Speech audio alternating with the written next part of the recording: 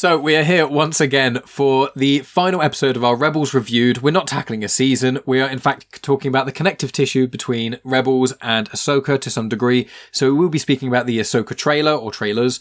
And we're also going to be doing a recap of Rebels, talking about what Megan thinks because she is joining us. And yeah, just go from there. So starting off, Maff, how are you doing, good sir? And you with Ahsoka is a different experience to myself, Megan, and Dave, because with the Ahsoka show being announced, that was kind of a catalyst almost for you watching Rebels, or it just kind of coincided at a similar time. Whereas the rest of us have all watched Rebels and Clone Wars before Ahsoka came out. So what have you kind of thought when you saw the Ahsoka trailer, like general feelings of the show before we delve into all the other specific details? I think I fluked it because it just all seemed to hit really well. And, you know, I've been really fortunate that Albus has gone. Now, Ahsoka, I've seen her in Mandalorian. Is she in Book of Boba Fett? Yeah, briefly than that. So I've seen her. I am aware of her. I've seen little bits from clips of Clone Wars, but I've not actually seen Clone Wars. And obviously Rebels. So kind of exciting because I don't really have an idea who she actually is. I know she was Anakin's Padawan, but then it's like when she mentioned that she's not a Jedi, it's like, well, I don't know, I don't understand. But she looks badass. I mean, in the cartoon, she's fantastic, and you know, live action again, just as good. So it's exciting to see what we're gonna get. I'm probably as pumped as this as I have been for Mandalore. Any of the Disney Marvel stuff's been a bit hit or miss, but the Star Wars stuff, they seem to be, just getting it right at the moment, I think. Mm-hmm. Apart from Book of Boba Fett. Yeah, I'd be inclined to agree to a degree, I'd say a small amount. And then also, just Maff, if you can move your mic a smidge closer to your mouth, just a very, if it moves. It's not that one, it's how close you are to it. Sorry. It was just because you are sounding a smidge further away from it, but it's completely fine. I'll also edit this part out. Apologies.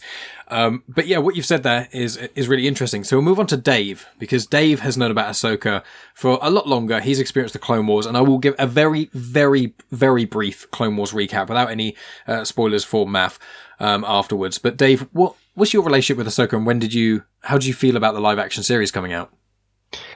Well, I was first exposed to her in the Clone Wars movie, so my opinion was not that high to start off with. It's rubbish, isn't it? I mean, it's really, really bad. Where the rescuing Stinky. What annoys me the most about that film is that Mike made me watch it so that we could watch the Clone Wars series. And then when he recommended the Clone Wars series to people, he told them not to watch the film. But he made me watch it, and it was awful. It's because Mike is a completionist, and so he needs you to be on that journey with him. But yeah, I didn't even watch all of the episodes of the first series of the Clone Wars. That is true. He made me watch the film, and then I didn't even watch all of the episodes. Because I said if you hated the film that much, the first season is also fuming hard to watch at places. Yeah, I mean, to be fair, I think there was a big gap, because I independently, of speaking to you, Mike, I'd watched this, I'd sort of caught a buzz, about Clone Wars, and I thought, right, well, let's see what this is all about. Holy shit, this is rubbish. I mean, it was just so childish. And she was the point of view character, but because it was so childish, I just couldn't get into it. It's like watching one of the Barbie cartoons or something like that, or Trolls or Bratz or something like that. It just didn't appeal to me whatsoever. And then it was only through speaking to you, I was like, all right, okay, well, let's give it a go. And you give me the selection, you gave me the buffet approach to just do a bit of this, bit of that. But I'm a bit of a completionist as well. So I'm like, no, I'm going to start episode 1, season 1, and I'll see how it goes. And I think, for me, I think the earlier seasons are a bit better than sometimes you portray. I still maintain that some of the stuff in 4, with how the clones were just these disposable soldiers and were treated fairly horribly, I think for me that hit home as much as any of the later seasons. So I think season 4 is top tier. It's just season 1 for me. Is the season. But I think it generally gets better. But there are definitely peaks from season 2, 3 onwards. There are some really high points, but quality itself. I also think that maybe because my expectations were so low, like I really fucking hated that Clone Wars movie. And I'm thinking, all right, well, Mike says it's good or it gets good, so I'll give it a go. And I think because of that, because my rock bottom expectations, I was like, you know what? I mean, straight away from the first episode, it's better than the movie. Yeah, so it's like, all right, okay, we can get into this. Yeah, and then a few episodes in, there's a couple of, like, there's an episode in season 1 of the Clone Wars, which I think is actually probably one of the best standalone episodes in the whole of Clone Wars. And it's the 5th episode, and you're like, oh. And then it's so up and down, but we'll get onto that when we have it next year, likely do our big old Clone Wars watch, which is probably what we're going to end up doing. Megan won't be involved in as much as that. It'll probably be the kind of thing where she'll be falling asleep. It'll be the nighttime show. And then on the certain episodes that are like the highlights, there'll be 1 or 2 where Megan will be like, I'll watch that one. I'll check out that one. But I won't speak about those for Maff's sake. But Megan. Hello. Ahsoka. So, what did you, because of your Star Wars journey has been odd because, why don't you tell people about your relationship with Star Wars a little bit, just because you haven't watched the films in a way that most people would. It's kind of been through me that you've got the full picture of what most people have seen of Star Wars, movies and stuff. So before I met Mike, I had seen the originals, and I'd seen Episode 1, I'd seen Rogue One, and I'd seen The Last Jedi. So I hadn't, not The Force Awakens. Hadn't seen you saw The Last Jedi, not Force Awakens. But I'd seen The hours Last afterwards. You must have been so confused. I mean, to be fair, the films do take a jump, don't they? They use the crawl. Yeah, but they all do. Last Jedi is the smallest jump of any of the films. Episode 1 to 2 is like 10 years, and it's 5 or 10 years a lot of the time. Even in the originals, it's 1 or 3 years. But in that, it's like, maybe a day. And you're like, what?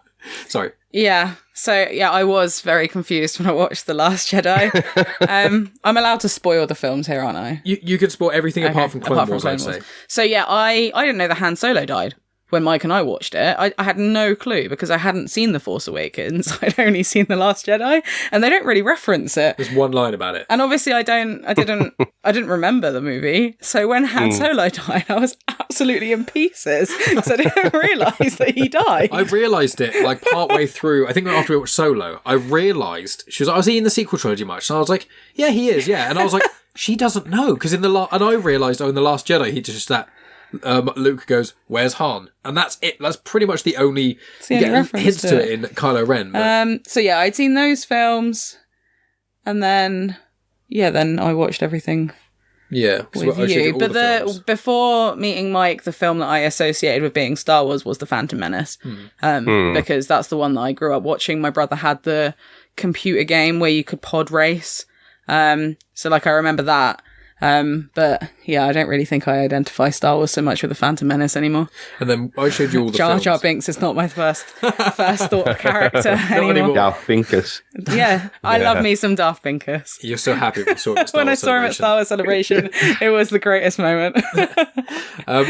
So we watched. I showed you all the movies, and I kind of tested the water, and I said, "Do you like these?" And you're like, "Yeah, they are actually surprisingly quite good and things." And I was like, "Would you watch the series?" And it was like, "Did I show you Rebels first?" No, we watched the Clone Wars first. Okay, so we watched the movies and then the Clone Wars movie, which I actually did as well. I watched the Clone Wars movie at the cinema, and I didn't watch the Clone Wars series until Rebels came out. So I myself didn't actually watch it when it came out.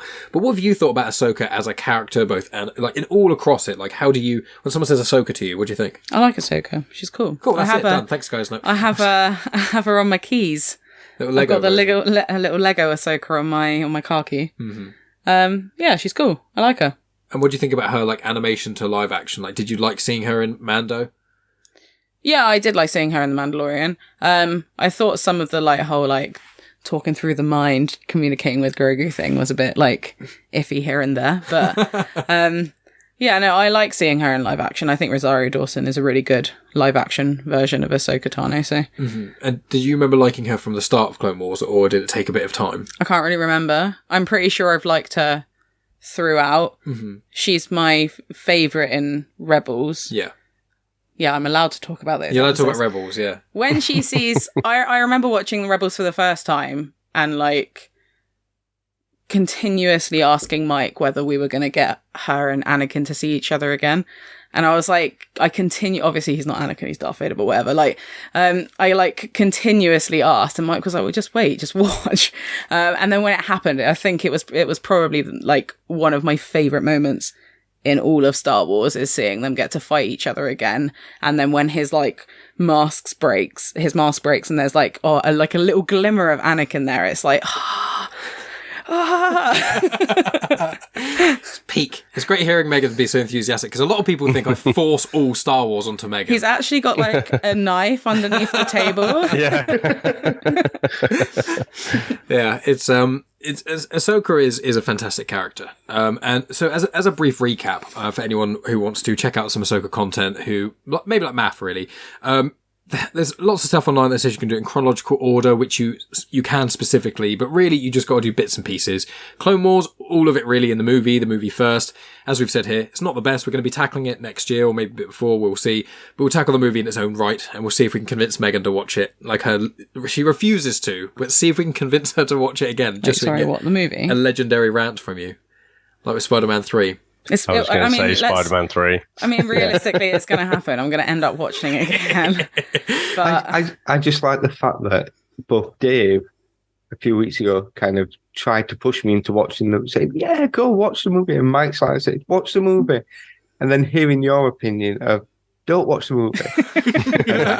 But again, I'm going to have to watch the movie. Yeah. But... I say to other people, if you start watching it and you can't stand it, then you could skip it if you wanted to. With us, Maff, we're going to pressure you and do a whole podcast on it, so you kind of can't. And Megan will be devastated and never trust me again if she has to rewatch it and you don't. But for our listeners... I'll be fuming. For our listeners... I'll watch it if you watch it. Yeah, that's We're in it together. Shared trauma. Yeah, share screen. But with it, I'd say... like, all jokes aside, it's not the worst thing in the entire world. It's just not that great. But in it, you get Ahsoka coming into Anakin's life and him taking on a Padawan in the way it shows in the film. He doesn't really want him. He doesn't really want a Padawan, and that's basically just how it starts. And it's their first like mission together. And the Clone Wars is just them progressively growing together. And there's lots of different other people in it and stuff like that. And then it all crescendos. And this is said in The Mandalorian. So this is not a spoiler for Clone Wars, but she is no longer a Jedi. She leaves the Order. She chooses to. Now, I won't say why, but I will say it's amazing, like the storytelling. It's got some Rebels vibes in the sense of it's just written so well. So very excited to get to those parts when we do, whenever that happens. But then there's the Tales of the Jedi mini episodes, which there's 3 for Ahsoka. There's one of her before all of the Clone Wars. You see her like her family and the Togruta species. And then there's 2 more that are basically set during the Clone Wars, like little kind of parts there. One during the Clone Wars, one a little bit after the Clone Wars. There's the book by E.K. Johnston. That goes into detail a lot more of what she did after Clone Wars and before we see her in Rebels again. And then we get Rebels, which obviously we've been speaking about all this time. And with her as well, there's barely any content outside of on screen. The book was only made because they thought that was when Clone Wars was cancelled. When people ask me, there's some Ahsoka comics or things like that, there really aren't any. I think she appears in like 2 or 3 in like 1 or 2 panels, but there's no comics of Ahsoka aside from the Ahsoka novel, which was, as I said, made of part of it in little flashbacks. It's part of the end of Clone Wars Series 7, which they didn't think at the time was going to happen. So there's not actually that much. It's just how much you want to watch of the Clone Wars is really my thing. And if they're listening to this, they should have seen Rebels by now, because I'd be surprised of them listening to a Rebels podcast and us describing or if they haven't listened to our other 4. So go listen to those. So I know I've said it before, but this is more to Maff, and if anyone's not seen Clone Wars as well, for me, Clone Wars does make the prequels better. So someone who loved that original trilogy and then I had a weird journey with the prequels, because I kind of convinced myself that I liked like each one as I was watching it. And then as time went off, it kind of tapered off. And especially with Phantom Menace, I was like, God, that was really shit. And that fucking Jar Jar Binks is a nightmare. But Clone Wars makes that better. But what I love about Clone Wars is that it is is almost Ahsoka's journey. So it makes Anakin's story more compelling, but you see her from a very young Padawan, and she's got these childish traits, because she is young. She's a child, and she's kind of questioning, and like I say, she's the point of view. But as each season goes by, she does get more mature, and not only just naturally through growing up, but because she's in this war. She's battle hardened as well. And, the things she's experienced, the things she's seen, you really see a change as the series goes on. Mm-hmm. It's interesting because obviously, without seeing any of it, I actually thought if someone says, tell me what you think Clone Wars is, I thought it was Anakin and Obi-Wan's kind of series. And then to hear that Ahsoka's a lot more part of it, and to be fair, it sounds a bit like Ezra and Kanan's kind of their story, to be fair, done over 8 seasons. So it's now getting to the point where I'm actually more excited to watch it. And I know the movie's a little bit off-putting, but the rest of it does actually sound not what I expected. Mm-hmm. Yeah, and it is also set up in a different way to Rebels. It's in arcs. So sometimes there's a one-off episode that's just one battle in this whole war. Sometimes it's just a mission or things like that. And other times it's 3 or 4 episodes that all combine together to make things. And it's done in a very different way. And there's certain episodes where there's none of the main characters in it. There's some that only focus on the villains, the antagonists. One's about the droids. So it's very up and down. And for the first season or 2, it can't really find its footing. But we'll get into that because we are talking about Ahsoka. So if people are ready, we're going to watch the trailer for Ahsoka, and I'll put it in the... I'll make us watch it, share screen, but I have a suspicion, only now thinking about it, that the video might get pulled because people never show the entire video in full, do they? So I'm realising now, I think... I don't know, we'll see. If that happens on YouTube, I'll just edit around it. So we'll just see about that. Yeah, and I'll edit that out as well. Just pause the video, go watch the trailer, and then come back to the video. We'll see what we can do. But we'll watch the trailer, and then we'll just give our thoughts about it. So here it is with it's the main trailer as well, guys. There's 3 Ahsoka trailers. It's just the official trailer. It's not the one which is the teaser or any of the other further mini ones either. So here we go. War is inevitable. One must destroy in order to create. We are no Jedi.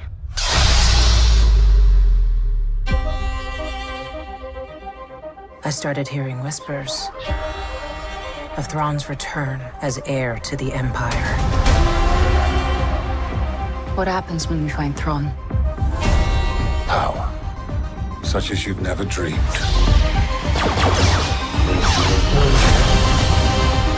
I've spent most of my life fighting a war. That's why I'm trying to convince you to help me prevent another one. You and I both know who could help you with this. She's still just as stubborn as ever. I bet your master found you difficult at times. Anakin never got to finish my training. I walked away from him, just like I walked away from Sabine. You never made things easy for me, Master. As a Jedi, sometimes you have to make the decision no one else can. But I'm counting on you to see this through. Nice haircut.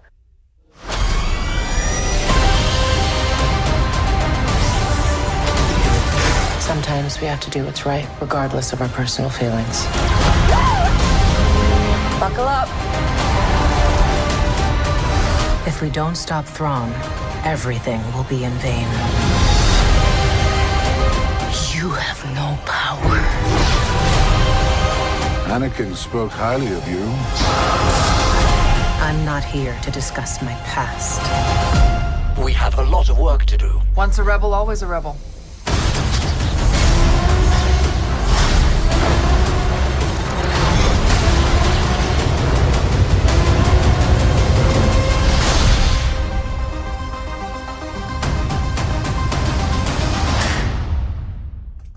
There we go. It looks good, doesn't it? It does. It does look really good. It does. every time I see that trailer, it's like, it's even better than I remember it. There's little bits that I kind of think, actually, that's not who I. Well, we're just going to talk about it. It's like, yeah, I thought that was AP5, but it's not. No. And because that's Hung Gan? Hu Yang. Professor Hu Yang. So maybe people going, yeah, he's in Clone Wars. I ain't seen it, so give me a chance. He is in Clone Wars. Right, there we go. It'll probably announce this in the Ahsoka trailer before we get to watch all of Clone Wars. It'll mention it. So he's a really old robot who helps Jedi make their lightsabers, and he's voiced by David Tennant. David Tennant, yes. So he's absolutely fantastic. Absolutely love that character. But yeah, the trailer. So Megan, I'll ask you first, because I imagine you'll have the least to say about it.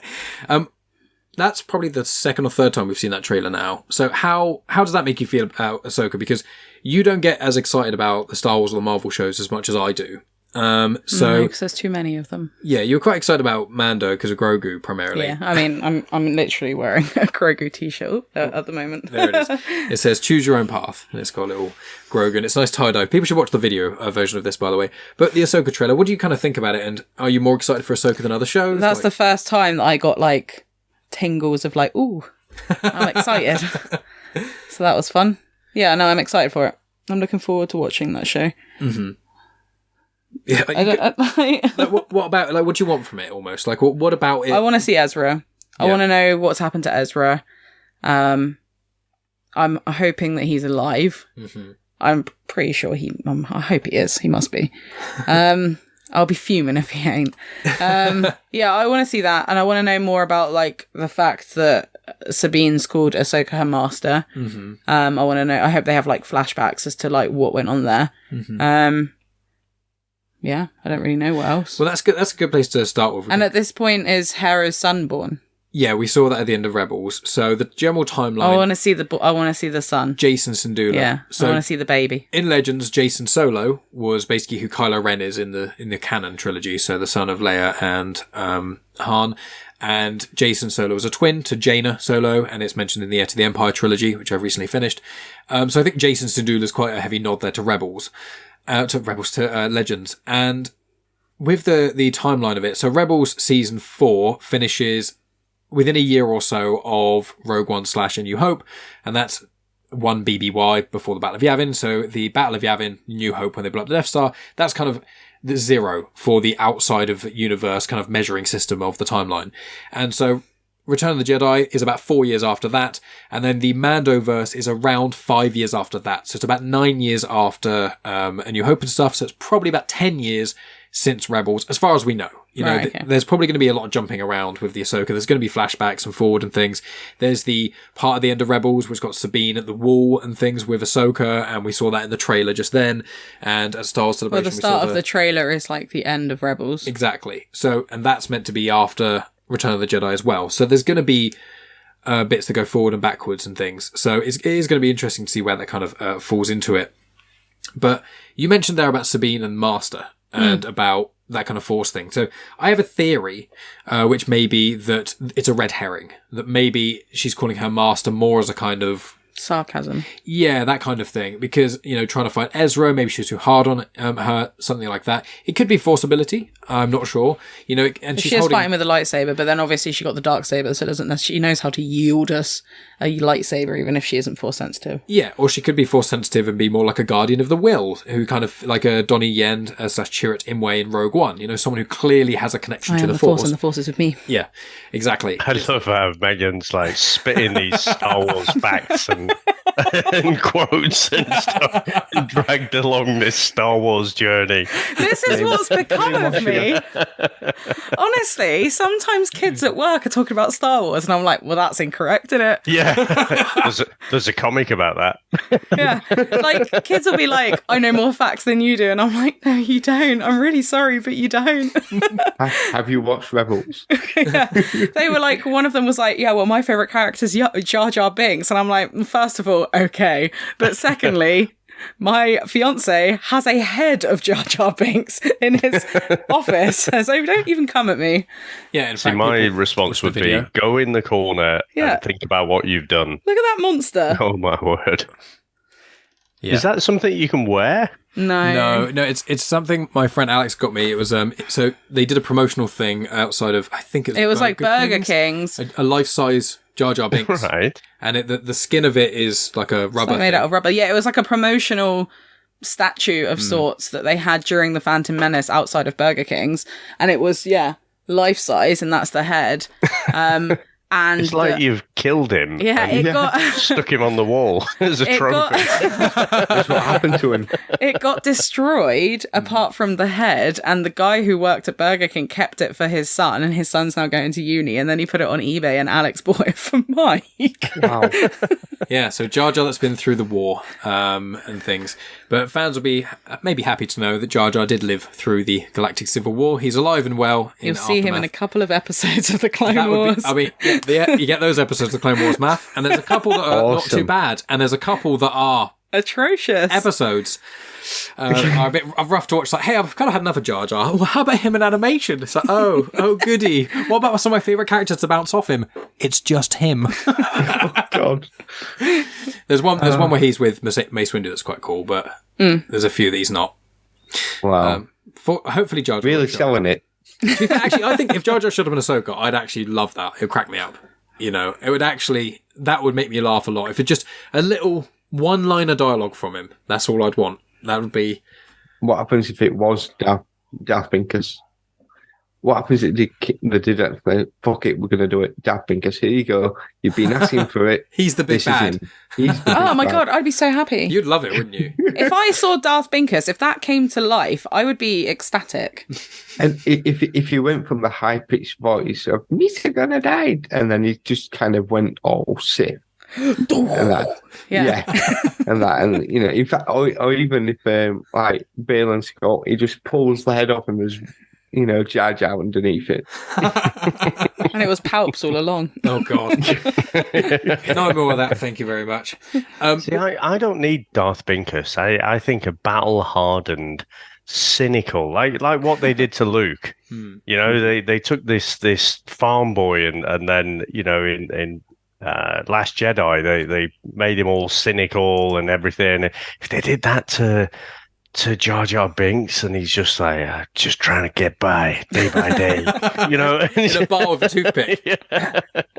It's when he turns up and he's putting the cab on like Commando. And, you know, didn't you smell him coming downwind? You know, that kind of thing. It makes me think with a Rambo knife. It makes me. Is it Cad Bane? Yeah. It makes me think of Cad Bane. Oh yeah. Is he the one with the hat? Yeah. He's in Book of Boba Fett, Math, but he's also in Clone Wars. Just play a drinking game where you listen to all the episodes of Rebels Reviewed, and there's. I can't believe I remembered his name. You do very well at this, and we get to watch them all again. No more than most. You do. But Sabine, so myself and Megan gave our thoughts on that. Let's go to Math first. What did you think of Sabine in the trailer? What do you kind of want from her as a character? And then we'll go on to Dave's thoughts. The fact that she's grown, obviously there's been a bit of time she's grown the hair out, she's obviously changed from where we ended with Rebels. Some things, she's obviously, it looks like she's been called upon, so she's going back to how she was. You mentioned about Ezra. I know we've seen him in the little video, and which is from Rebels. I think that's all we're going to see. I'm not sure whether they're going to say that he's dead, because I think they want to keep that kind of open all the time. But I don't think we'll see anything else. Maybe kind of the final episode, a little snippet of him. But I feel if you bring Ezra in it, they might as well not be calling it Ahsoka. They might as well call it Rebels live action. Yeah, that's true. You know, you've got too many of the Rebels in there. But I mean, Sabine. Again, like you said, I think she's been sarcastic, you know, calling Ahsoka Master. Kanan, for all his flaws, I think he would have sensed, and also Yoda was around at times as well. Someone would have sensed something with Sabine.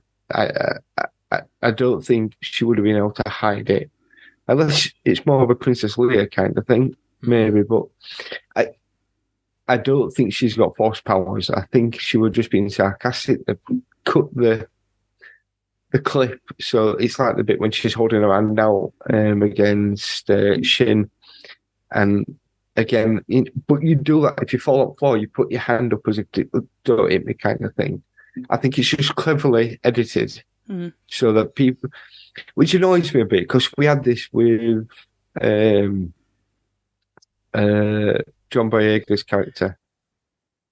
Oh yeah. And then Finn, and then they hinted at like he'd have this big storyline, and then just fizzled out to nothing.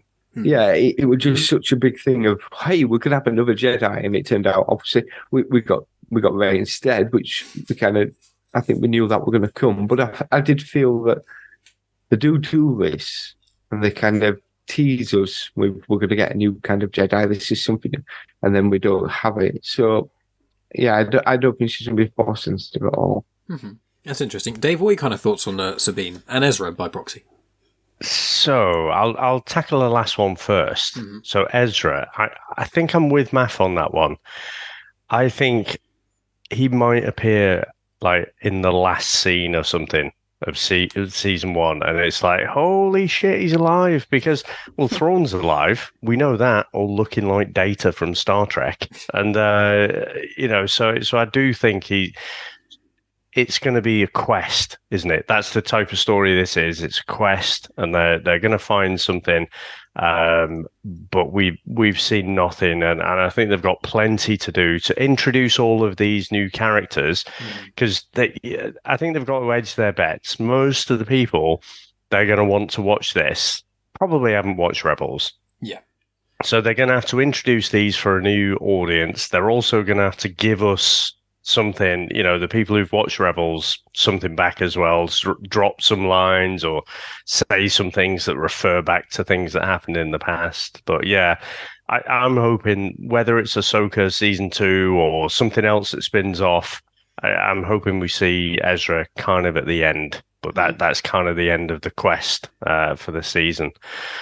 For Sabine, I'm probably not with Maff there. I think she is going to be force sensitive, right?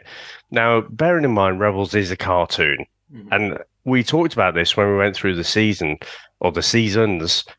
It flip-flops between sometimes being really quite kiddish and quite childish to, talking about mass genocide and, really deep political themes. And it's like, wow, there's no middle ground. You kind of one or the other.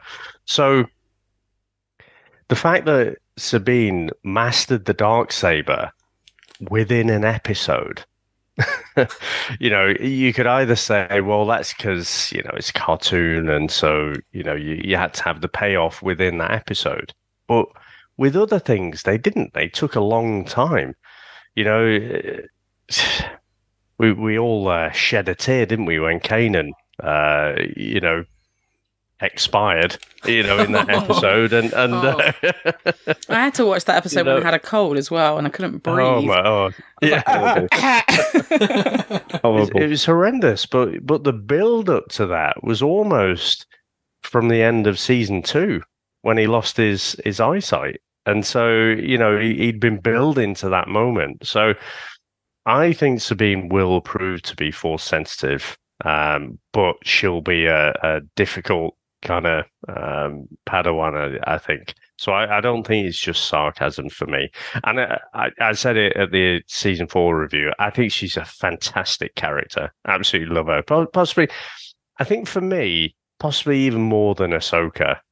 And I couldn't really explain why that is. I don't think she had quite the arc that Ahsoka did in Clone Wars, where she goes from, child almost to, someone who a young adult ready to take on the world. But yeah, really interesting. And I used to love Boba Fett as well, just the intrigue of him, the look of him and everything. So probably I've got that bias as well. Well, it's something with Sabine, like she's very intelligent. She's obviously Mandalorian as well. And if she is a Jedi, my thing is maybe not that I don't think she'll be a Jedi, but maybe I don't want her to be a Jedi, because I feel like when you get to Rise of Skywalker, the sequel trilogy, Luke says you'll be the last Jedi, so we're like, well, Ahsoka kind of gets a pass because she doesn't class herself as a Jedi. That's fine. Maybe Sabine will do the same thing and she'll be like a Force sensitive in the universe. Maybe she won't even use a lightsaber at all. Maybe she'll just she'll use another weapon. She'll just use Ezra's until she gets back to him, and she'll make something else. Like the Beskar staff that Mando has, something like that perhaps.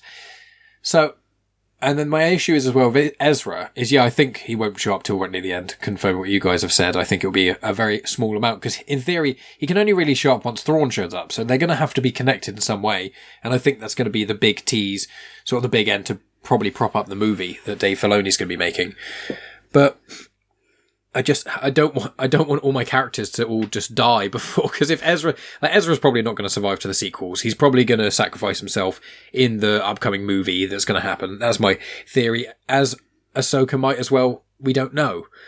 But if then Sabine is a Jedi and she's not around, like if she was just, I suppose, on the ship of the Ghost that we saw at the Rise of Skywalker, maybe. But I just don't want all my favourite characters to all be like gone. Yeah, I don't think Sabine will be a Jedi. I think she'll be like Donnie Yen's character. Yeah, I've forgotten it already, but him. I could possibly buy that, because I mean, Ahsoka's not a Jedi, so I suppose there will be people out there who are Force sensitive who just, they're not Jedis. They haven't been fully. I mean, you look at Cal Kestis. He never finished his training. He's out there in the world. I think we said in one of them there's about 100 of them left. And well, there could be 100. The math we used was if 99% of all Jedi were killed in Order 66, and there were 10,000. There could be about 100. We know in the Vader comics another 10, 15 were killed easy, plus another maybe 15, 20 that were turned into Inquisitors, but you've still got quite a few unaccounted for there, even with the ones we know of. Yeah, but I mean, teenage boys and girls go out there and they have sex. They have kids. There'll be more, and that. So you got the broom Jedi kid, haven't you? Oh yeah, at the end Last of Jedi. Last Jedi. I mean, that almost opened it up, then, didn't it? That changed the whole thing. So to me, Jedi is a bit of a religion. It's a way of life, but that's not mutually exclusive to being Force sensitive. So that's kind of where I think Sabine will sit. She won't adopt, and don't forget, Grogu. He's going to be like partially Jedi, partially Mandalorian. I think Grogu and Sabine's storylines might converge here. I've not thought that. Yeah. Because I kind of thought Sabine would become, if you make her a Jedi, she becomes a bit overpowered. If she's in, Mandalorian armor, lightsaber, force powers, that's quite hard to take down, really. I mean, but like in the trailer, it's like when Balin Skull? Balin, when he says, "We are no Jedi." Now, they've got red lightsabers, so everyone goes Sith. But technically, they're blood orange, according to the creators. According to the creators, it's a new lightsaber color they've created. Oh my god! If you're going to create a new lightsaber, at least make it slightly different. Blood orange, it is. It's like basically the same color. That's ridiculous. So I think that's kind of their way of getting out. There are other colors that are sinister. Yeah, but it's quite an easy one because sorry, Maff, I didn't mean to cut you off there. No, I mean, they did bring in a new lightsaber color for Mace Windu, so but you're right, it's so very close to being red. Yeah. But again, we think Sith, but that again doesn't mean to say they are Sith. Maybe they are just Force sensitive people that have joined together that haven't had that training, so it's very kind of loose and raw, and who knows where they're going. Let's try and get all the power. In the trailer, one of my favourite parts of the trailer, actually, is when Balin Skull is seemingly facing off against Ahsoka, he says, Anakin spoke highly of you. He mentions Anakin, and you hear the Darth Vader breath happen. So that is heavily insinuating that he was a Jedi. That if he's got a lightsaber and he's used the Force and he knows Anakin, he was probably a Jedi of some sort. Maybe we're going to find that he's a Jedi who is in the Clone Wars that we never found out the fate of. I can't think of who, but it might have been like a background character. But what did you kind of think, Megan, of the baddies? Just, go ahead. Sorry, can I just ask? Now, we know Vader is Anakin. Yeah. But how many people actually knew that Anakin was Vader? Not many. Mm-hmm. So Yoda, Bail Organa. No. Yeah. Obi-Wan. Mm-hmm. I think Owen and Beru knew. Yeah, and that's pretty much Ahsoka, it, isn't it? Yeah. And then Ahsoka. And Palpatine, but then Ahsoka finds a handful of people. Thrawn knows, but he figures out himself. Balin wouldn't know that Vader is Anakin then. Not as far as we know. The Inquisitors aren't told that it. If he ever, I'm not saying he was an Inquisitor, but if he was an Inquisitor, and Jawline. Oh, what's his name? Tarkin, doesn't he? He kind of has a vague idea. He figures it out as well. Yeah, but he's super smart. But he's never told. Yeah, but what do you think of I mean, it's interesting thought of how much does he know? Is he going to mention about Vader and Anakin saying he knows about it, and then Ahsoka's going to get mad, beat him, and then we're going to get a flashback or something of her finding out when it happened, or what do you think, Megan, of the antagonists in there, the blood orange lightsaber wielders? Do you care about the antagonists in this show, or if not, are you just want to kind of further the whole story of this? I'm intrigued by them. I didn't necessarily think that they were Sith, because obviously you can only have 2 Sith at a time. So they're obviously baddies because it's not red, it's blood orange. But I'm intrigued to see different baddies, but I feel like quite a lot of the baddies that we've had in live action have not been that great. They've kind of been meh. A lot of them I've found. So I hope these ones are good. Because you don't like Kylo Ren, do you? He just has the classic thing that they all have, is that they're whiny little bitches, and I can't be bothered with it. Anakin's a whiny little bitch. Luke's a whiny little bitch, and so is Kylo Ren. It's the Skywalker trait. Apart from Rey. Rey, oddly enough, doesn't have the... but I don't like Rey. I like Rey anyway. Yeah, but for a different reason. I just don't like her. There's Palpatine, isn't she? She's not a Skywalker. No, yeah. She takes on the name of Skywalker. She changed her name legally, Maff. Respect that. Maybe then she'll turn into a whiny little bitch. Maybe. Maybe. You see, Ezra... He's a little bit that to start with, but he doesn't turn out to be that way. What's the word? He accepts the responsibility, and that he gets to the point where he's like, I know what I have to do. We see that struggle, and it's different because we go through that with him. Whereas Luke, 1 minute he's playing with little spaceships and playing on the farm, and then next thing you know, he's this weird old guy's taking him onto the spaceship. He's getting killed. Who he mourns much more than his aunt and uncle who raised him. Yeah. So, oh no, they're dead. Oh, I can't believe Ben's gone. Yeah, it's not even minutes of mourning. And then with Ben, it's I can't believe Ben's gone. And Leia's it's okay. It's she's just had our planet destroyed, and everyone she's basically ever known gone. And she's Luke, it's okay. This old man that abducted you and helped you some stuff for a few hours, maybe a few days. He was 75, but he was a young 75, But Dave, what did you think of the antagonists in this trailer with their lightsabers and stuff? Since I would say the 2010s were the time when big studios discovered this formula where they could keep franchises going by giving us something new, but drop in things that gave you a nostalgia kick as well. So when he drops that line about not being a Jedi, you can almost hear Palpatine go, "He's no Jedi." It's almost, there's echoes of that.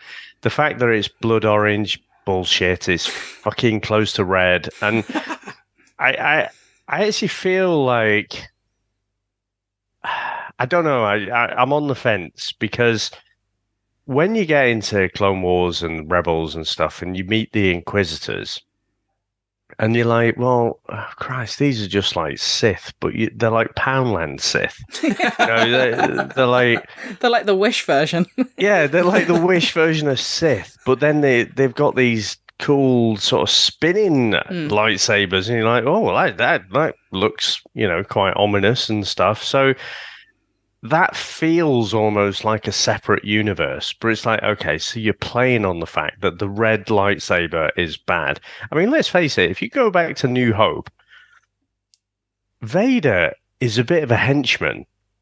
You know, he is a badass henchman, but he's not really the big baddie. Like, Tarkin's the big baddie, and the Death Star itself is the baddie, and it's more about that hero's journey.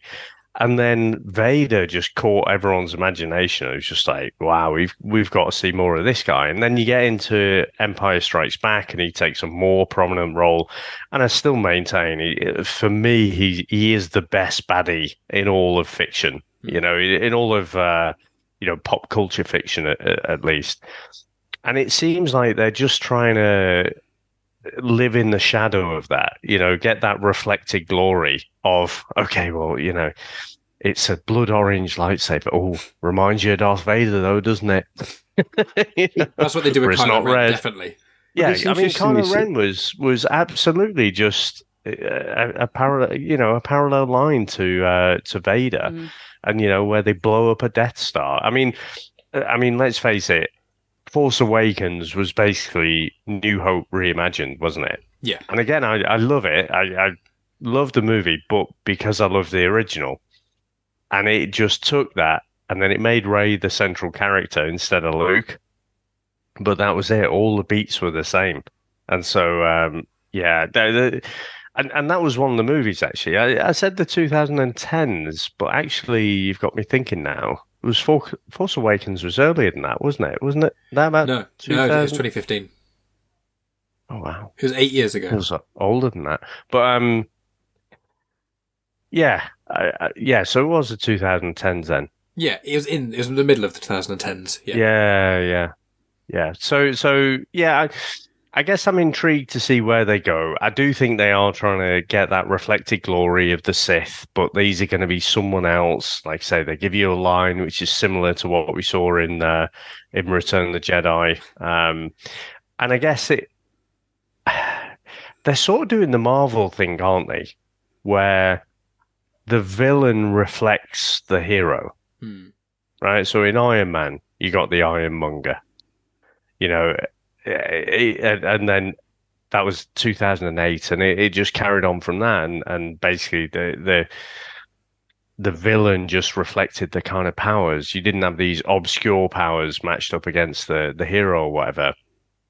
So the fact that you've got Ahsoka, who's not a Jedi, which again, Maff needs to watch Clone Wars to find out why, but you know, well, they aren't Jedi as well. Well, shouldn't they form a gang? Or are they like the Judean People's Front, where basically they don't like him, but they're a slightly different faction from what Ahsoka is. So, yeah. If the Inquisitors are Poundland Sith, then I think these guys are possibly even more budget than that. 2 for £1 at Poundland. There is seemingly an Inquisitor. The 1 penny shop. Charity shop, 50p. Yeah. There is seemingly an Inquisitor in this trailer as well. It seems to be one called Marok. It seems he may be familiar from another one or not. I couldn't really find a clear answer online. There's theories and stuff. But before you delve into anything further, Maff, what do you think of the antagonists in this? And is that what you're excited for in Ahsoka, or is it something else that's more piqued your interest? Something Dave just kind of said there, which this is what excites me. You said that in episode 4, Vader became kind of the big bad, but really, as you say, Tarkin was the main one. He was the guy who was behind it all, and I really like that because I enjoyed the fact that Tarkin was just smart. He got to where he was by being clever, being the cleverest guy in the room, and then learning a bit more about Thrawn. Thrawn seems to mirror that, and I wonder whether they're going right. Do you know what? They tried this. They tried having Tarkin to be the big bad, and it didn't work. We're going to do it with Thrawn. So what we'll do is we'll make him the big bad and kind of do what Tarkin did, and we'll have these, you know, Poundland Siths or whatever they're going to be, which I'm going to ask about that in a minute too. But I'm excited to see. And in Rebels, Thrawn was great because he outthought everybody pretty much. And, we said it, he would have won nearly all them battles apart from a fluke by the force rebels. Things that you can't really predict. He had planned all these, either someone disobeying what he's asked them to do, or the Bendu coming and ripping the crap out of everybody. I'm interested because I don't think we've got anyone in the rebel side who's going to be as clever as what Thrawn is. No. Hera's, was quite clever. She tried to work things out, but I think the fact that they're going to have to really try outthink him to kind of beat him. Again, how much is Thrawn going to be in this as well? Is he going to be very much kind of alluded to, maybe little flashbacks at times, and not maybe maybe that's what they do the last couple of episodes. Thrawn's introduced, and maybe that's, if we do see Ezra, that's where we may see him. Maybe he's caught Ezra or something like that, lead on season 2. Yeah. It's all good points there, Maff, and I want to ask, because you've mentioned Thrawn, because Megan, we've got bits and pieces of what you think of Rebels, but first of all, do you share my opinion of Rebels being some of the best Star Wars out there? And also off the back of that, what do you think of Thrawn? Yeah, I think it's probably one of the better series. And I like Thrawn because, as Maff said, he's really smart. Mm-hmm. He's very, very, very intelligent. He's always 2 steps ahead of the game, and he only gets fucked over because of the Purgle. And I love the Purgle. So your favorite. Yeah. No, I really like him as a character. I think in live action he kind of looks a bit weird. He looks kind of different, obviously, to the animation, but it kind of gives me the same vibes as the Grand Inquisitor. Is that what he's called? Yeah. And how in live action and cartoon they looked quite a bit different. But I'm interested. Do you think Thrawn's going to be in Ahsoka very much or not? And do you want him to be? How much would you like Thrawn to be used? Do you want him just to be in it from the start, be the main antagonist, or do you want him to be more in the background? What you kind of think? I don't really know, because the fact that he's mentioned a few times in the trailer and Star Wars Celebration would indicate to me that he's going to be in it quite a lot, but I don't know if that's just a draw. Them trying to bamboozle us. I don't know whether he's going to be more towards... It might be a case, as you guys have said, if Ezra came into the last episode, it might be the case that he comes into, the last 3 episodes, which then would lead up to the fact that we then might get Ezra a glimpse of in the last episode, because it'll be a case of, oh, Thrawn's back, where's Ezra? And then, trying to, pinpoint exactly what's happened, which would then lead to us finding out, maybe. Mm-hmm. That's interesting. And with Ahsoka, I didn't get your full thoughts on what do you actually want from the show? Because you said you're not as fussed by the antagonist. Is it the Rebels? I don't want it to be shit. Obviously, but I want it to actually be really good. I don't want there to be as much as I enjoyed Obi-Wan, there was a big hype for it, and it, apart from a handful of scenes, didn't really live up to the hype. I want this show to live up to what it could be. Mandalorian, I love. I think it's great. Andor, I think it's great, but obviously that's a completely different kind of genre of Would you Star rather Wars. It's more like Mando or more like... I'd rather it's more like Mando, I think. But I don't really know. Kind of like a combination of the two, I guess. I don't want it to be too like Mando, because otherwise it's basically like Boba Fett, but the episodes of The Mandalorian that are in Boba Fett. But I think it's going to be more towards like Mando, because it's going to have lightsabers, whereas obviously Andor doesn't have any of that stuff. Yeah, there's not as much fantasy in Andor. Yeah. With the space wizards and the Force and all that jazz. Yeah. You do make a good point there. Yeah, Dave, what do you kind of think about, because we've kind of touched on Thrawn and the pacing of the show, how the kind of feel will be, because we're hitting in the hour mark, so we've got a couple more beats to hit, but what do you kind of think of those elements? I am hoping for more Andor, but I do think it will be more kind of Mandalorian. But I have to say, when I saw the trailer for the first time, and bearing in mind, we'd already started this journey on, to go back to Rebels, and, we had these different perspectives, and Matt was watching it for the first time, and I'd already watched, I think, all the episodes of season 4 again. So you get the Ezra, sacrifice, and the wall scene and everything. And I watched this trailer, I'm like, oh, there's Hera. Oh, there's Sabine. Fucking hell, it's Chopper. I was just like, my mind got progressively more blown. And then I was, as excited as I was thinking, motherfucker, Maff has just like stumbled into this and just watched it at the absolute perfect time. Whereas when I got to the end of season 4, I was like, oh shit, what the hell happens? And we don't know what happens to Ezra. We don't know what happens to this fantastic villain, Thrawn. And so, I just remember like my mind being blown at that first time of seeing the trailer. But I think I am expecting a kind of quest story. So, and again, they're going to have to spend time introducing us to these different characters, making the audience care about them. So I think for fans of the Rebels show, I think there might be some redundancy in there because we already know the characters, we already love them, so we're going to have to see that introduction again. But no, I think they are kind of building it up. And with that said, Megan, I think you made a point a little bit earlier about there's just too much of it. There's a weird macro thing that's happening with Disney right now. Where I think they've just announced this week that they're going to put prices up, something like 36% on Disney Plus, because they're not making any money from it. They're finding out that, actually, this thing that Netflix were doing looked really easy, but it's really hard.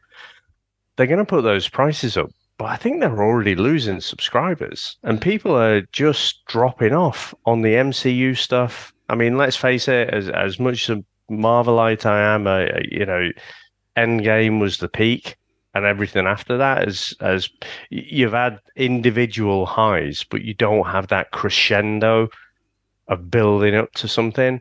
And I just feel like they're kind of swamping us with content. And so I think this is already made, so it will be whatever it will be. But what it will lead on to after, I'm not sure. I think Disney are going to have to restructure a little bit. Stock price has taken a massive hit.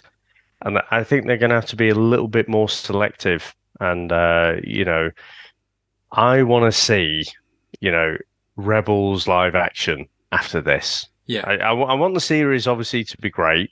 But then that's what I really want. I want to see Chopper. We didn't see He's your boy.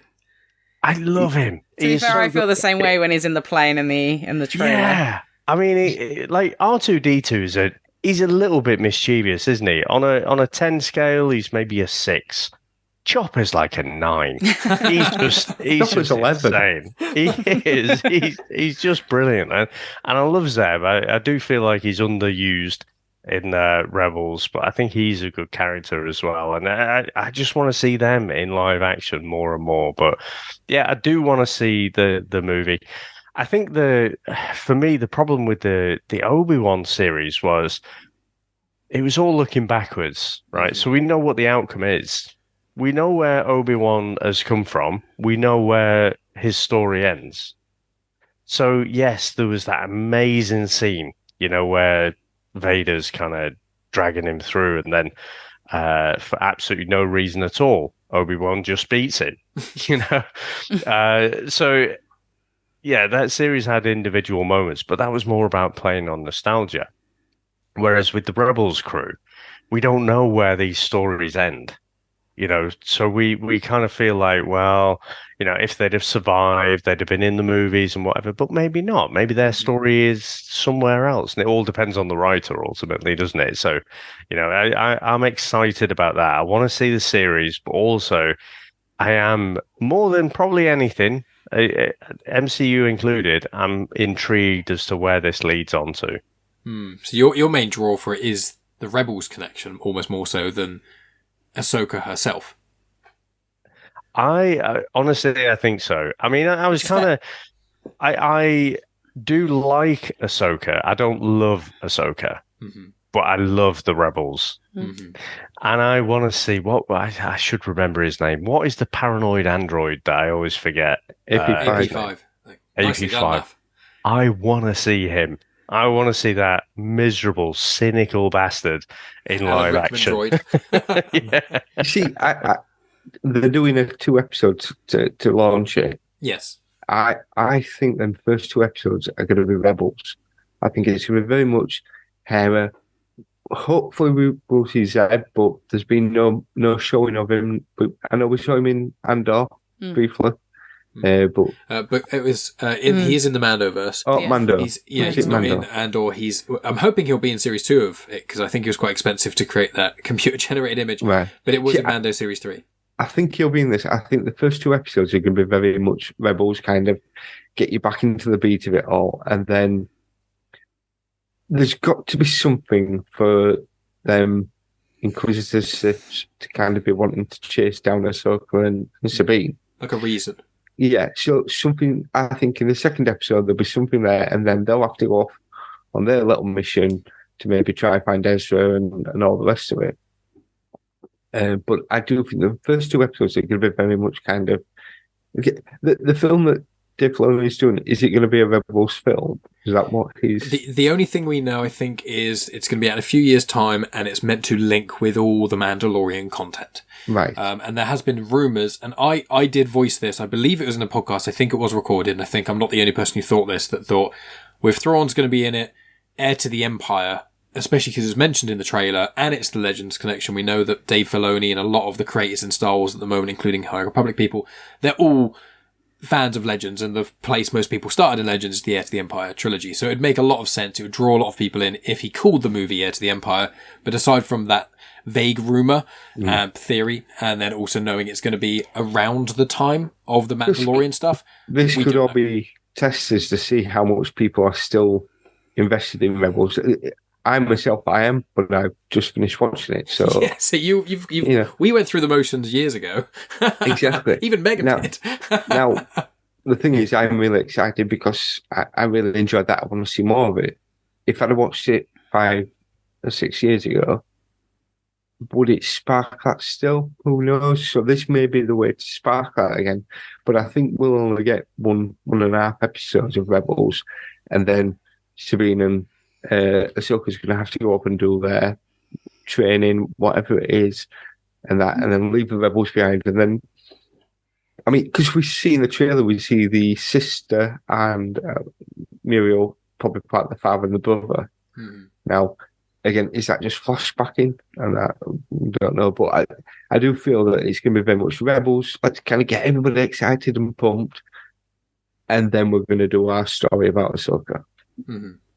Yeah, I think it's going to be something similar to what you say, Maff. I would, my prediction, and I think I said this it might have been the podcast with Ben of Star Wars Timeline, which I'll link to, or the Thrawn conversation with Tom and Nathan over at Reckless Rebellion.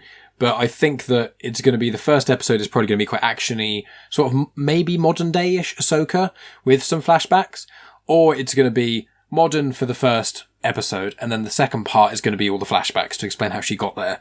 Because I don't know about the pacing. I don't know if her journey explaining everything she went through in Rebels is going to be enough of a draw for people for the first episode. I don't know.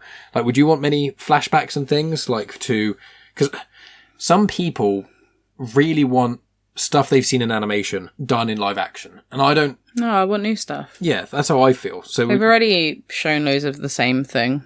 I want new stuff. So you want flashbacks to kind of be gap filling? Yeah, I want flashbacks so that I can understand where people have got to. I'm fine with flashbacks to like the Rebels if it links to something that's relevant in the story, but I don't want to see the exact same scene that I've already seen in a different just format of it. Yeah. Yeah, Dave? So I just want to throw it out there. I kind of agree with you. And when you say about flashbacks, I just think Book of Boba Fett. For God's sake, don't give us that. Oh, right? Yeah, if it's not that, it's definitely not. Let's not do that. We don't want flashbacks. However, what if we saw that fight with Anakin recreated in live action? I was just going to ask this. See, I no, would want to see that. I want that. I want that. Yeah. What is the timeline between that fight and World Between Worlds? So that's it's between 1.5 to 2 years between the finale of Series 2 of Rebels and the nearish the end of Series 4 of Rebels. And then from there, it's another 10 or so years.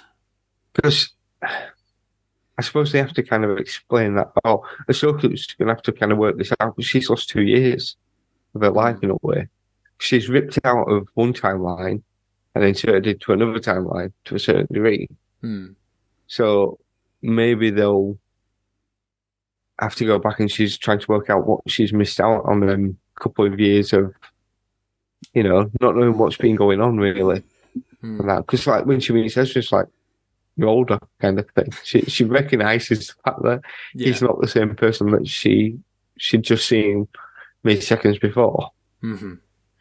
I agree. So we'll start to wrap up, but there's the kind of final part of my notes, and we'll see if anyone else has anything to add. I'll say that there's more for Hera. There's more content around her for in the Star Wars Squadrons video game, and also the Alphabet Squadron trilogy. I've not played the Alphabet Squadron. Sorry, I've not read the Alphabet Squadron trilogy. I will at some point. She's not the main character, but she is in that, and that's set after Episode 6. So, in the comics, there's comics where we see what she was up to during the Galactic Civil War as well. So we do get a bit of stuff to do with her, but with Sabine, with Zeb, with obviously definitely Ezra and Thrawn, and Ahsoka really, we don't know what they were really doing around all of that time, the Galactic Civil War and onwards. So there is going to be some gap filling, I'm sure. But Mon Mothma's shown in the hologram. I thought I saw Mon Mothma. Yes. So I really like Genevieve O'Reilly once again. We're going to see a little bit of what's explained a little bit in the books. In Bloodline by Claudia Gray is part of it, and to a degree Aftermath trilogy, but mainly Bloodline, is of the... We saw it in Mando Series 3, where it's kind of the New Republic getting a bit too comfy, starting to demilitarize, and then that's how the First Order could kind of rise into that. So the last kind of things I'll say before we give our kind of final thoughts and etc. is... With this big bad, with the antagonists that we've all discussed, the Blood Orange boys, they're not both boys as far as I can tell, but it's not going to quite ring. But they're not quite Siths. Are they going to be controlled by Thrawn? Is there going to be another big bad? Like, what do we actually, story-wise, we said what we kind of want in it to a degree, but what do we actually want the story to tell? Do we want it to be about the Resistance being born and the First Order hiding away? Do we want it to be, a copy of what's in Legends to a degree of just another big battle with Thrawn of the Imperial Remnant? Or do we want it to be, no, we want Ahsoka to grow and learn and do her own thing and have her own trajectory that's not as connected to the rest of the Mandoverse? Like, what do you want story-wise, narrative? Where do you want this to go as a series? Do you have any thoughts on that, Megan? I want it to be predominantly based on Ahsoka. I don't want it to be then based mostly on Sabine. Because in the trailer it focuses quite a lot on Sabine. I want it to be Ahsoka focused, but otherwise I don't really know what I want from it. I do wonder if the trailer is kind of just showing us what we're going to see in the first couple episodes. Maybe the Blood Orange guys are going to chase them down throughout the series, but I wonder if the Sabine stuff I feel like is they're just going to be hurdles. Yeah. So what do you both think? If I go to Maff, you first, of what do you think this is narratively? Where do you think this is going to go? Actually, I think it is. It's risky into because they're not going to come out and bring a show out called Sabine. It wouldn't have that punch, whereas Ahsoka has now. But I think she's going to be mirroring. She's going to be with Ahsoka at all points.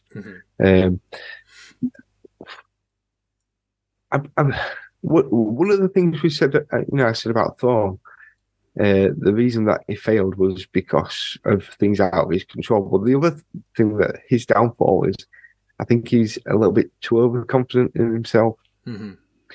Now, as he's really, really annoyed and pissed off the fact that, Sabine was part of the rebels and he's aware of her, so he sends the Blood Orange boys out.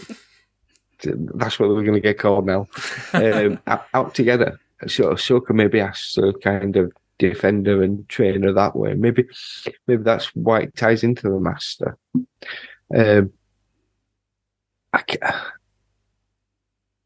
I want to see Thrawn, but I don't want to see too much of him. And because I think it will spoil it. Because if he's there all the time, I think he would outsmart everybody, and it'd be over too quickly. Do you want it to be about Ahsoka more so, about her journey through the universe? I want Ahsoka having to try to keep herself a few steps ahead of everybody that's chasing them. for whatever the reason is.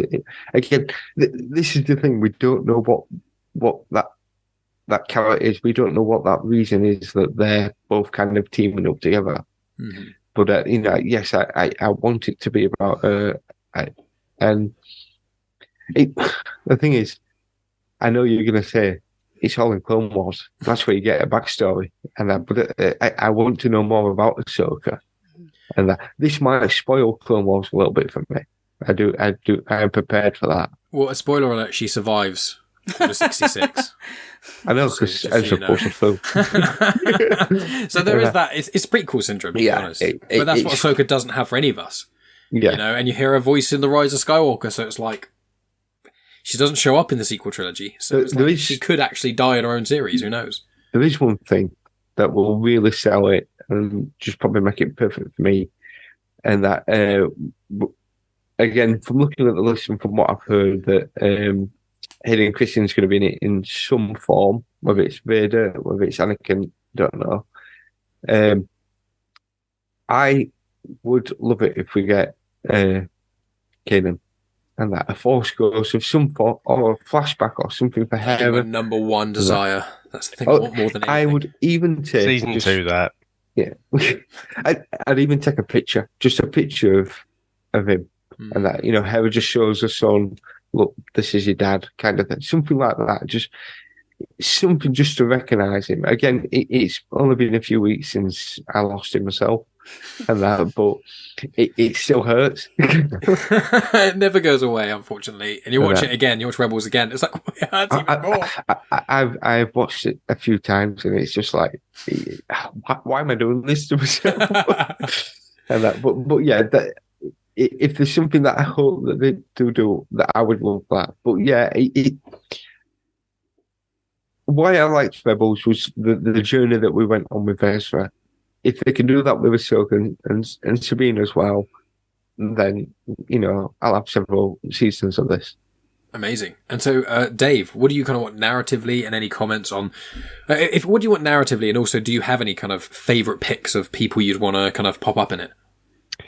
So I think the first thing I'd say is I love the Blood Orange Boys. It sort of gives me a feeling of this East End group. They're like, we're going to fuck up some shit with the fucking Blood Orange Boys, we are. Because we don't know if there's any West two of them Country or not, there. As well. There might only be two, but we don't know if there's just the two of them. Yeah. The trailer only shows two. There could be loads of them. There's a girl and a guy. Yeah. The Blood Orange Bunch. It doesn't really work on Blood Orange Bunch. hardly any level, but it's still like it. I kind of feel like they might be a little bit of a blood orange herring. I don't know. I feel like maybe they could be in the series. They could be the apparent main antagonist. But like the MCU, we had these individual movies where you had a villain, but then it all built up and Thanos was the real villain, pulling all the strings and everything. I wonder if Thrawn is going to appear more at the end and he's pulling the strings and whatever. I would love to see, something come back to that slaughter of the younglings where, there was some, we saw Grogu survived Order 66, but maybe in that room when there was all that slaughter, maybe one or two of the younglings kind of managed to sneak off down a little side trap or something like that, and but see them, the horrors that they saw, they're never going to be the same again, and live this kind of nomadic life. That's a great thought, actually. That's a really good, especially the woman Shin Hati or Hattie. Like the actress seems to be young enough that could have been a survivor because it's about 30 odd years prior. Yeah. That's a really good idea I hadn't thought of, actually. I would like something like that, but also obviously I do want it to be about Ahsoka. I do think we are going to get this entourage thing as well with all these characters that we love. But with what we've seen with Thrawn, and given that we need to introduce audiences, live action audiences to this character, I kind of feel like she has to win. Ahsoka has to win the battle. But you're going to see enough from Thrawn to realize, okay, he's got something coming up as well, because I'm convinced. I mean, he's got to play a major role in setting up the new order. And everything we saw in Rebels and stuff, it was like, okay, I've lost. But that taught me something. So it's not all completely for waste. And, okay, several stormtroopers died, but who cares about that? This taught me something about my enemy, which is going to help me in my next battle. So I like that kind of chess playing aspect to his character. And that's what I hope that they portray in this. The Blood Orange Bunch, or the Blood Orange Boys, being the distraction for Ahsoka while Thrawn does something else nefarious across the galaxy. That's Can I ask? Right, what? Again, timeline is obviously I'm a bit all over it. When Anakin kills the younglings, would that be after then Clone Wars? That'll be after Clone Wars, yeah. It's the end of the Clone Wars. It's right that act when him and spoilers. Mace Windu goes again. No, when Grievous dies. Yeah, and that's basically the end of the Clone Wars. That's when it's essentially all the generals are gone, and then Anakin goes to Mustafar, kills the Moidians, and Wat Tambor, and like a lot of the separatist leaders on Mustafar. When he does that, and he looks out into the lava and his eyes are red. That's every person on the separatist gone. So that's basically the end. And when Palpatine turns the Republic into the Galactic Empire, that's his kind of first act to kind of really close the book on the Clone Wars. Right, so something Dave just said, which is fantastic. Now, if Shin did get away, she would have been aware of Anakin, so she'd have been aware of Ahsoka.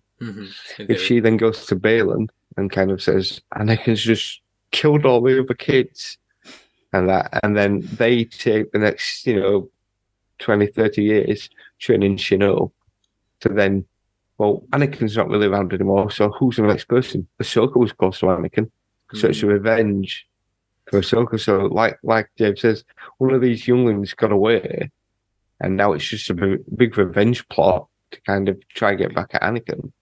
Actually, something that's not occurred to me up until right now in this conversation, but why would you even say that, right? Why would you even say we're no Jedi? It's almost like a retort to someone who thinks she might be a Jedi. So maybe they are walking more the middle line than, they're straight up baddies. Yeah. That's why their lightsabers aren't quite red. Yeah, they aren't quite ascended to that point. Red light. Yeah. Last question, which is just Anakin Skywalker. Do you want him in it very much? No. Do you want any flashbacks? Do you want okay. So I said I didn't want flashbacks and I don't want to see the same stuff that I've already seen, but once Dave made that point, I do want to see that battle. I also would like to see snippets of them like training together. I think that would be nice. Like in Kenobi, that was a real like thing. like in Kenobi where you had scenes of Obi-Wan and Anakin training together, as long as it is relevant to what the plot is. I would like to see tiny little snippets of them training together. Because I don't know, if Anakin is in it, it would be smart if she had a flashback and it was a lesson that he'd taught her and then she used that against him within some sort of context. I think would be quite smart. Yeah, that's a good shout. And is there anyone else you want to show up in Ahsoka that we haven't mentioned already? Obviously, we mentioned Zeb, we mentioned some of the Rebels characters and things. Is there anyone that and Mon Mothma, is there anyone you'd want to show up? Or I'm like Maff, I don't remember the timelines. What I don't want to happen is, if it is in the right timeline, I don't want Grogu to be in it. Okay. As much as I love him, I want this to be about Ahsoka. I don't want the cute factor of like, baby Yoda is in it again. Because they've already met. Obviously, they've met each other a couple of times. Like, they've done training together. They know each other. But I ideally wouldn't want to see that happen in Ahsoka. I want it to be focused on her. I don't know. Okay, that's a fair point. And then, Dave, you didn't touch... I heard about Maff's thoughts on Anakin. What about you with Anakin? And is there anyone else you want to see as a cameo apart from Kanan and the ones we've already mentioned? Kanan, I think that's a season 2 thing. Yeah. And I would love, as much as everyone, I would love to see him as a Force ghost or something. I kind of I don't just want to hear him. I kind of want to see him as well. Definitely. As we were talking then, I want to see a real touching, kind of nurturing, coaching scene with Anakin teaching Ahsoka something really profound and really shaping her character in a positive way, and really giving us that kind of that feeling of conflict where we're like, but it's fucking Darth Vader. He's a space Nazi. How can he be doing this? And her being conflicted because she knows that she took these great lessons from this mentor who ends up being Space Hitler. I just and seeing her wrestle with that, I would love to see that. My number one thing I think for this series is what I thought they were going to do in Book of Boba Fett, which is I want to know when Ahsoka finds out that Luke turned Vader back to the light at the end, and that Vader / Anakin was pivotal in the rebellion defeating the Empire. Like, I want to see her have that interaction, be it with Luke or someone else, just that realization that although she couldn't turn him back, that someone else did. Like, I want that bit of closure to kind of finish that off. And then she could even say, I fought him when he was like that. I thought he couldn't come back. And then finding out he could. And that will link it to Rebels. I think that would be a cool thing without having to show it necessarily. Or even if a discussion happens about Vader, we see like a live action, just because the actual battle between Ahsoka and Vader only lasts like a minute or two. But because of where it's cut in the show, it feels like it's quite long. So you could easily just do like the second half of that, for example, just her standing there and him there with his mask off, and it flashes back and her talking about, that kind of stuff. I'd like that. But I like that. I mean, that's like, you could show her really coming to terms with the fact that he's unrecognizable, so that coach and mentor, he's not that anymore. And then, but someone drops it on her that like, well, actually, without him, the rebellion would have failed. And to know that he came back right at the end there, that would be amazing. I think so too. So we've been chatting now for nearly an hour and a half. So I think it's a perfect time to wrap up. So I'll ask each of you final thoughts and then plugs. So Megan, is there anything else you want to add about Ahsoka, about anything at all? Okay, last question for just you then. Of Clone Wars and Rebels, what do you prefer? And try and build up Clone Wars a little bit for Maff, because it sounds like we've shat on it a lot. No, I really, I really like the Clone Wars. I think it's fantastic. Just not the movie. No, the movie's crap. But like, as it's already been said, like, and this isn't a spoiler, it adds so much more to the prequels. It gives you a much clearer picture on what happens to Anakin and why. And like, there's much more stuff behind the scenes that you're not aware of that goes on in the films. So I really like that aspect of the Clone Wars. And then Rebels obviously is really good as well. I think Clone Wars personally, because of that, which is fair. But obviously there's just a lot of filler. There's way more episodes. But I think it's really good. If you cut out, I think 20-ish% of Clone Wars, it would be better than Rebels, I think. I also like the animation a bit more in Clone Wars than I do Rebels. Especially in the later Clone Wars. Series 3-ish onwards, after the War arc. Once that happens, the animation gets so much better. I remember the first few episodes is like, ooh. And then Rebels also changes slightly. I remember when we watched Clone Wars and we went on to Rebels, I found the Rebels animation really, like... Jarring. A lot of people find that. Amazing. So, Dave, is there anything else you want to add about Ahsoka or anything we've just mentioned as we wrap up? No, I'm so pumped for this series, but it does make me want to go back and watch Clone Wars again. I know what you say about Rebels, and you're absolutely right. Rebels is more consistent, but I think Clone Wars just sits a bit closer to the main line of Star Wars, whereas Rebels is a bit more off to the side, and it helps you understand again, like Luke just comes in and New Hope and steals all the glory, doesn't he? Shits on everyone. Of course I could hit her. I used to hit want rats with my T16 back home. So, yeah, I think, no, just really pumped to see where it goes. I'm not going to analyze, well, talking for an hour and a half, but not going to analyze it too much, to say, oh, I wish it would be this, I wish it would be that. I'm just really excited to see what they do and just so pumped to see some of my favorite characters. Like I say, Chopper more than anyone. Just want to see him. I just want to see him causing mischief, and just being a little bastard, to everyone. So really pumped. Exciting stuff. And Maff, final thoughts from you before we do plugs and stuff for Ahsoka. Between Clone Wars and Rebels, of what I've seen, I think I prefer Rebels. But no, I mean that might change. Maybe from what I've heard, Rebels might be a bit better because it's more compact. There's only 4 seasons, where there's 8 seasons. So maybe that's, like you've said, there's a lot of filler. But the show, just like Megan said, don't be shit. Just don't be shit. I mean, it's nice to have Easter eggs. It's nice to have callbacks, but don't rely on that.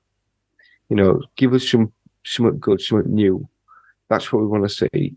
And that in this universe, and that, we can move away from the Skywalker people now. We can, go on our own way now. Just, yeah. I mean, we've got 8 episodes to come, so hopefully, it's going to be good. Hopefully they do a season 2, maybe more. But I'm just excited. I can't wait.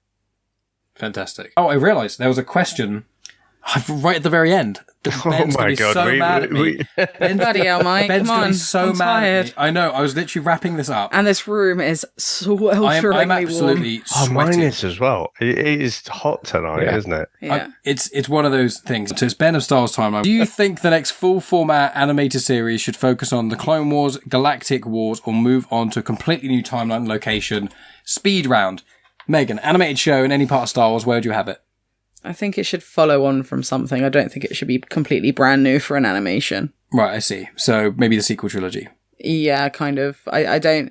It doesn't necessarily have to be a sequel trilogy. It could be like something that's linked to something else, but I don't think it should be brand new content in a different thing, so I don't think it'd get as many viewers. Mm-hmm. Interesting. Dave, your thoughts? I'm going to take a slightly different tack. So I'm going to say... we are recording this when the writer's strike is on. Mm-hmm. And I want to say Disney, Netflix, Warner Brothers, all of you, just pay your fucking creators. Mm-hmm. Like the ratio of billionaires to creators, the way it has escalated in the last few years is ridiculous. So pay your fucking creators. We know that the previous model was based on bums on seats in cinemas. We know that that's changed. And you're enjoying all the dollars from that, right? So pay your fucking creators and you'll get better content. I don't know what my point was beyond that. So what was the question? Animated. If there's a next animated show, where would you want it set? Or to do with what? I want this to be its own story. So stop giving us the nostalgia. I was saying that in the 2010s, they seemed to stumble on this formula where it was like, okay, so like Force Awakens was the biggest example of that, where it was like, okay, we're going to give you this new thing and it's got new special effects and it kind of feels modern and the pacing is different, right? If I try and show my kids like New Hope, they're bored because nothing happens for ages. But to me, it does because I'm used to it. But it was a modern pacing. So things happen quicker. But it was all nostalgic. It was basically telling the same story. But let creators tell us different stories. Let them explore that kind of new universe. And of course, you've got to keep consistent with what happened before. But, give them a bit of freedom. And I think definitely ease the gas on the content as well. Because when it was the movies, it was an event. It was a special event that everyone looked forward to. And now with flooding us with content, because you're trying to squeeze you're trying to increase engagement, you're trying to increase subscriber numbers, you're losing it. So for me, there's a creative thing there, but there's the people with the money who, to be fair, we wouldn't have this content if people weren't paying for it. So, there is what is it? Obi-Wan says a symbiotic relationship there, right? And it's just become out of balance, and we need to restore balance. So there we go. Amazing. That's my thoughts. And Maff, in brief, what would you, if animated show set in any era, what would it be? I would like them to do something separate. Take someone like Claudia Gray, someone like that, who was already writing Star Wars, get them to write it for you, get them to tell you a story. Do it that way. If you want to tie it in, that's fine, but make it its own thing and get the people who are already writing Star Wars and doing it for a living, get them to do it, so they know what they're doing already. Especially if it's animated. You're limited with film, I get that, but with it animated, you can, the artists can kind of produce it onto screen. Do that. Get them stories that are out there in the comics and the books and do it right. Fantastic. Very well put. And I want mine in the High Republic and not a really young kids one. That's be my choice. Wonderful. We'll do our plugs. Well, Megan, you are involved in about 1,000 things, so we're going to be here all night getting over all your social media. So let's start with you then. Why don't you tell everyone where they can find you? You can find me on all of my different podcasting pages, which are non-existent. You can find me on Instagram, Grits Gets Fit. I'm not going to spell it out for you. Mike always tries to make me do it. You can go and have a looky look in there's just the description notes or whatever you call them. Whatever. Yeah, go look there. Not that I post that much on Instagram. So yep. Sometimes I do, sometimes I don't. It's like a special little treat. It is. Special occasion when you post on there. And you can also find her on our Patreon. Yeah, Patreon. So patreon.com/genuine chit-chat, or you can give a one-off donation to coffee.com/genuine chit-chat, and you get access to afterthoughts. We've reviewed Star Wars movies and lots of non-Star Wars content. There's very little Star Wars content, to be honest, apart from my Star Wars Legends book reviews that I put on there. We've got a lot of cool things coming up. We've done Barbieheimer, so a lot of fun there. So please check that out if you could. Mostly Mike just showing me films that I don't really like that much. Some of them you do. The most common description is... Most of like Barbie, surely. I did like Barbie, yeah. I'll go, a spoiler alert, most of my descriptions are, it was alright. 7 out of 10. 6.5 or 7 out of 10. It was alright. Like, didn't mind I watched it, probably won't watch it again. That's pretty much all of them, apart from the odd one where it's like a gem, and it's either like... Odd one that's a gem that's like Thor Ragnarok, 10 out of 10, or Spider-Man 3. What I love about it, your afterthoughts, is it always starts off like, or either, yeah, it was alright, or yeah, it was really good, or something like very generic. But then you do manage to, with a bit of prompting, like all these thoughts out after. So yeah, you should really sign up for the Patreon just so you can hear him call people peasants. Trust me, it is the Oppenheimer fantastic. review. Yeah, we always call people peasants. Brilliant. Yeah, it's good fun. But you could find me at Genuine Chit-Chat on Instagram, Twitter, and on Facebook, and also on TikTok. On TikTok, there's quite a few puppy videos on there at the moment. But yeah, Star Wars content, it's coming up my ears. I guess it's on Star Wars Timeline with Ben, talking about Ahsoka throughout all of everything in incredible detail over like 2.5 hours, I think it was, maybe or up to 2 hours. I've been on the Reckless Rebellion podcast, as I mentioned earlier. We spoke about Thrawn, so I'll put links to both of those in the description. Obviously, we've done 4 episodes of Rebels Reviewed. We are planning on doing a Clone Wars watch as well after Ahsoka and stuff. Going to have a break of that, but we are going to be doing an Ahsoka discussion show that's going to be weekly, and I imagine I'll be able to drag Megan on at least one of them, and then Dave and Maff will almost definitely be on episodes as well. And yeah, if you go to my YouTube channel, there's playlists, all my Star Wars stuff, videos to lots of things, including this conversation, Rebels Reviewed, all kinds of great stuff. And coming up, we've got Disney discussions, number 8, I think, to be recorded. And lots, which we're recording in a few days. And we've got lots of other great stuff coming out. But thank you always for supporting my stuff. And so we move on to, let's do Maff next, because Dave has almost as much stuff going on as I do. So Maff, where can people find you and what have you been up to recently? I'm on Twitter, X now.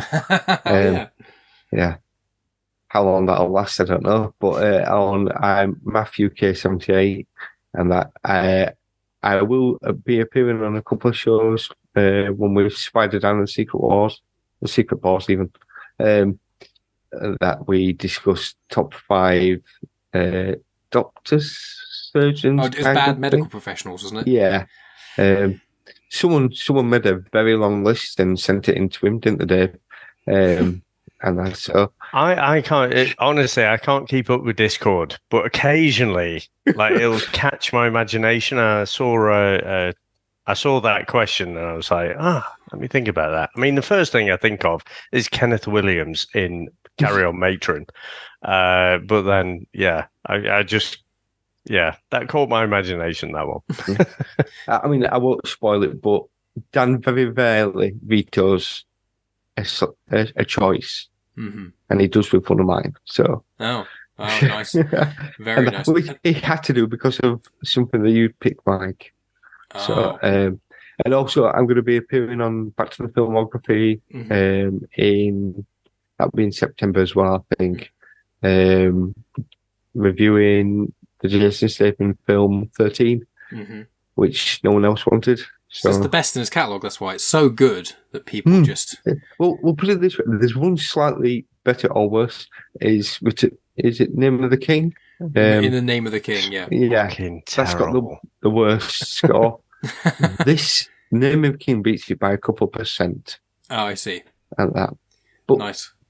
Otherwise, not is another thing, and that. So we'll see. Wonderful. But, yeah, that's my things. Absolutely stellar. I can't wait to listen to both of those when they come out. And Dave, the podfather of Comics in Motion and Chris and Dave's Reality Cast, tell people what you've got going on, and I'll put it all in the description. Well, I always think, I've not really got much going on at the minute. And then I was thinking, well, actually, no. Obviously, we've got the VHS Strikes Back, which we put out every week. Office Space is the latest published podcast. We do have... I'm not going to spoil it, but it's one of Chris's picks coming next, which is horrendous. And then also, so Love Island is finished. Megan watched it. I watched it. She watched all of this, and I've caught parts of it as well. Well, I hope you were listening to your favourite companion podcast to take you along on that journey. But honestly, that is a slog. We have been doing so many months because we did Winter Love Island.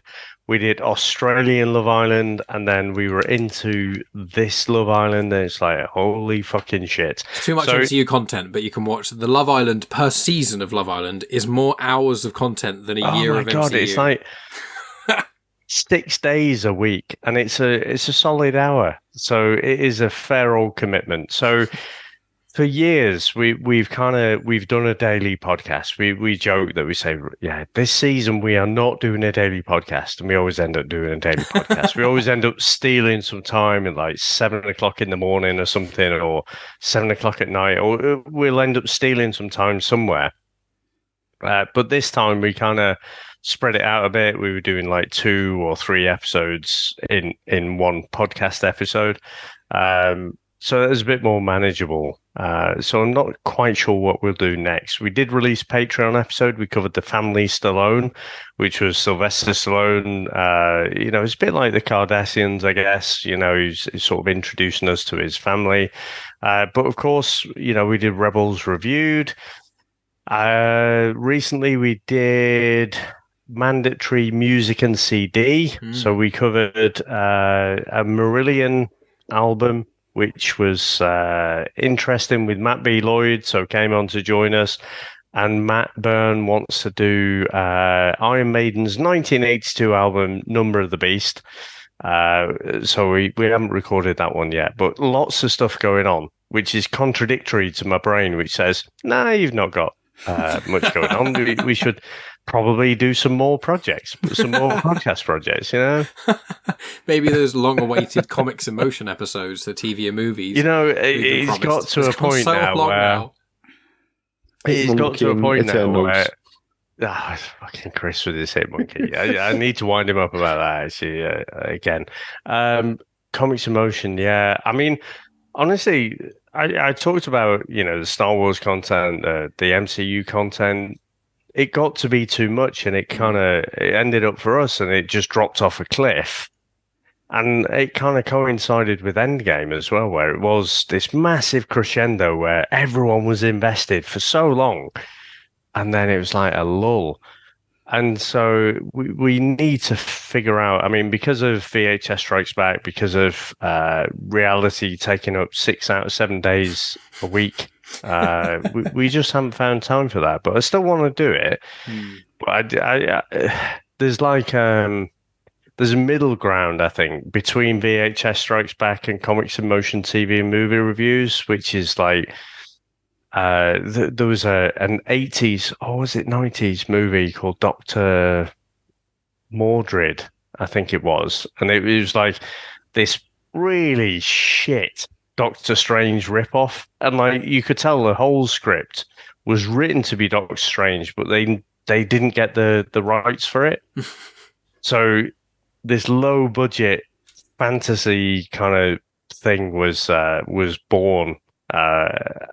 So we might resurrect it, but do more kind of obscure stuff rather than try and do like the latest MCU content and stuff, because there's so many YouTube channels and stuff that do a great job, and there's this little tiny inscription in the corner of fucking Ms. Marvel or something, and that ties back to this thing that happened 20 years ago. Or it is way more than Chris and I will ever get into.